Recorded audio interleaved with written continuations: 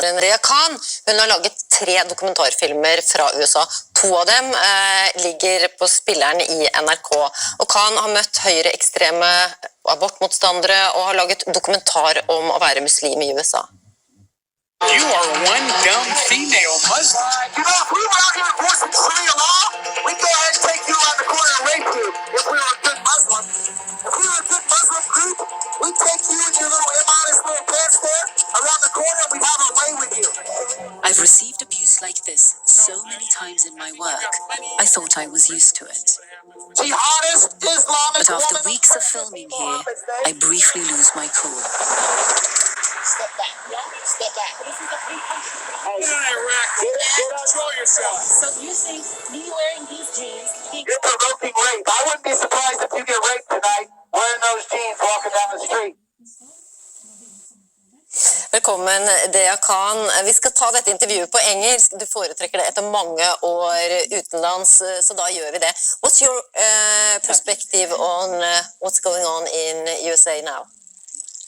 Well, you know, on one hand, it is obviously a very tense, very sort of anxiety-ridden time now. But at the same time, I also feel quite excited and sort of inspired by the fact that there has been this incredibly high level of political participation that we're seeing in a way that we haven't seen in a very long time. So I think that the American public, whether they are for Trump or against Trump, you know, are very much ignited and activated by this election, which I do think is really interesting. Of course, you know, I think a lot of us thought that the outcome would be clearer and sooner than what we're seeing. Having said that, you know, I've spent the last several years, actually most of Trump's presidency, I've actually spent the filming that I've done, I've spent mostly with die-hard Trump supporters. And if you would have asked me before COVID, if you would have asked me, is Trump going to be re-elected? Without hesitation, I would have said to you, absolutely. There is no question he's going to win easily.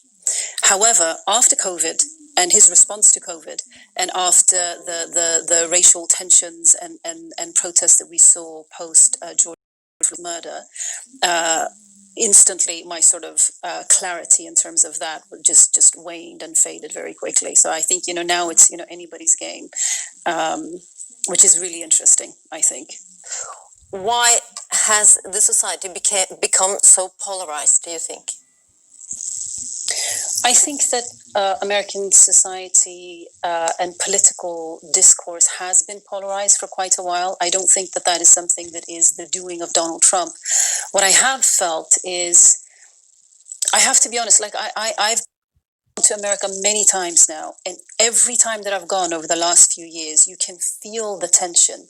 You can feel the fear, you can feel the tension, you can feel the hostility and the anger that people are carrying with them on both sides of this. This isn't just, you know, Trump fans.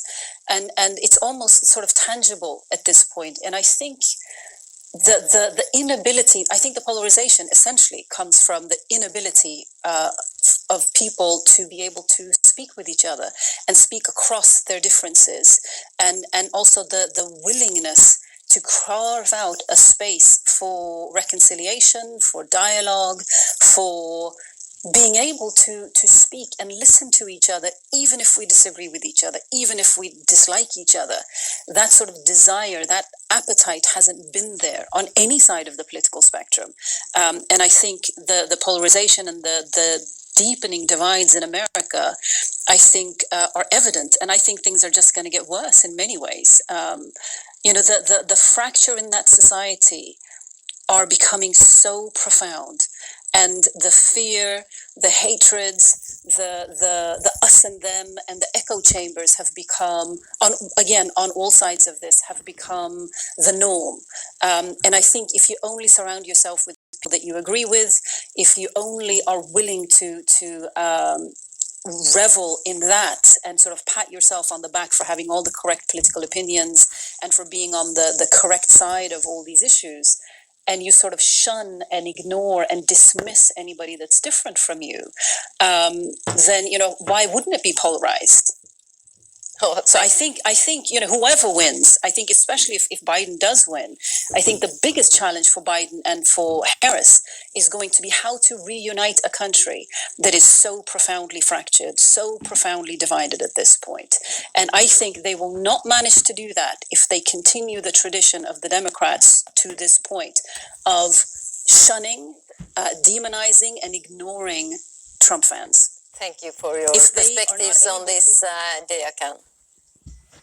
Over hele verden følger folk med på dette, Ole. Ja, vi skal få et europeisk perspektiv.